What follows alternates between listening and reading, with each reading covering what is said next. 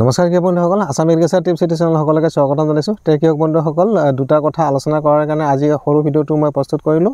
প্ৰথম কথাটো হৈছে যে আপোনালোকে মোক কমেণ্ট কৰি থাকে যে দাদা মই তিয়ঁহ খেতি কৰিছোঁ, কিন্তু তিয়ঁহৰ পাতবিলাক হালধীয়া হৈ পৰিছে, পুৰি যোৱাৰ নিচিনা হৈছে, ৰঙচুৱা হৈছে।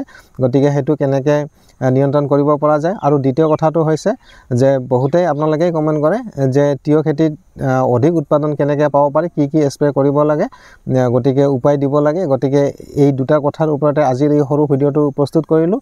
তে আজিৰ ভিডিঅ'টো যদি ভাল লাগে আপোনালোকে লাইক এটা নিশ্চয় কৰিব। বন্ধুসকল, আৰু এটা কথা, আৰু যিহেতু এতিয়া বাৰিষা পৰিব, গতিকে বাৰিষাৰ বতৰত আপোনালোকে পানীলাওৰ খেতি কেনেকৈ কৰিব বা আপোনালোকে অধিক লাভৱান কেনেকৈ হ'ব আৰু অধিক মূল্যত আপোনালোকে পানীলাও কেনেকৈ বেচিব পাৰিব বাৰিষাৰ বতৰত পানীলাও খেতি কৰি। গতিকে সেই সন্দৰ্ভত বিতং তথ্য মই দিম। আৰু ময়ো পানীলাও আগতীয়া খেতি প্ৰতি বছৰে কৰোঁ আৰু এই বছৰো কৰিম।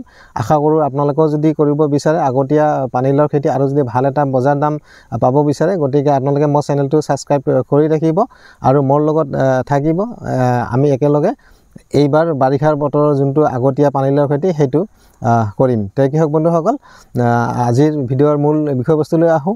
যে প্ৰথম কথা হ'ল যে কৃষক বন্ধুসকল, আপোনালোকে যদি তিয়ঁহ খেতি কৰিছে, আপোনালোকৰ তিয়ঁহ গছৰ যদি পাতবিলাক হালধীয়া হৈছে, প্ৰথম স্প্ৰে আপোনালোকে কৰক মক্সিমেট।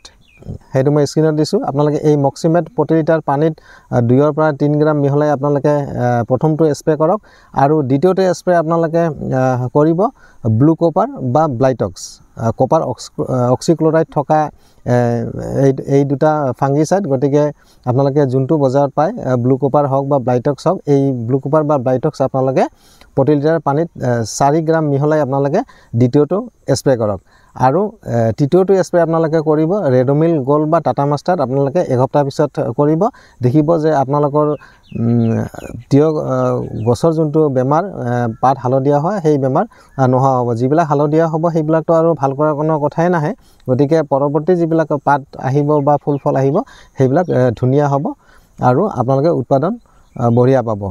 আৰু দ্বিতীয় কথাটো হৈছে কৃষক বন্ধুসকল, আপোনালোকে অধিক ফলন যদি এই তিয়ঁহ খেতিৰ পৰা পাব বিচাৰে, আপোনালোকে PGR স্প্ৰে কৰিব লাগিব। আৰু PGR হিচাপে আপোনালোকে মই 3টা PGRৰ নাম আজি এই ভিডিঅ'ত উল্লেখ কৰিম। গতিকে আপোনালোকে 3টাৰ যিকোনো এটা লৈ ল'ব। প্ৰথমটো হৈছে চিনজেণ্টা কোম্পানীৰ ইছাবিয়ন, দ্বিতীয়টো হৈছে বায়াৰ কোম্পানীৰ এম্বিশ্যন, আৰু তৃতীয়টো হৈছে অলউইন গ'ল্ড ছুপাৰ।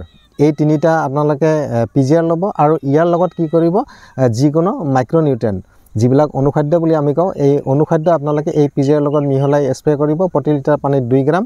বা আপোনালোকে যদি লিকুইড PGR লয়, অনুখাদ্য লয়, আপোনালোকে প্ৰতি লিটাৰ পানীত 2 গ্ৰাম মিহলাই আপোনালোকে স্প্ৰে কৰিব। আৰু ইয়াৰ লগত বৰণ 20%, যোনটো 20% বৰণ স্প্ৰে কৰাৰ কাৰণে পায়, এই বৰণ আপোনালোকে লৈ ল'ব।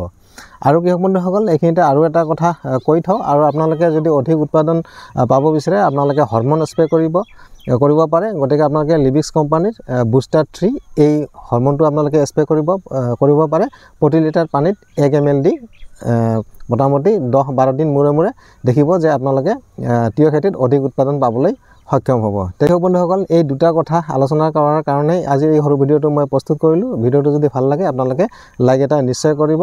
আৰু যদি মোৰ লগত পানীলাওৰ খেতি আগতীয়া কৰিব বিচাৰে আপোনালোকে চেনেলটো ছাবস্ক্ৰাইব কৰি ৰাখিব আৰু মোৰ ভিডিঅ'বিলাক চাই থাকিব। গতিকে আগতীয়া পানীলাওৰ খেতি আমি একেলগে কৰিম। কেনেকৈ কি পদ্ধতিত কেনেকৈ পুলি বনাব লাগে, কেনেকৈ ৰোপণ কৰিব লাগে, কেনেকৈ মাটি তৈয়াৰ কৰিব লাগে, গতিকে সেই পদ্ধতি মই আপোনালোকক দেখুৱাম। তে কৃষক বন্ধুসকল, আশা কৰোঁ আপোনালোকে মোৰ লগত থাকিব আৰু চেনেলটো ছাবস্ক্ৰাইব কৰি ৰাখিব। তে কৃষক বন্ধুসকল, আজিলৈ ভিডিঅ'টো ইমানেই। ধন্যবাদ।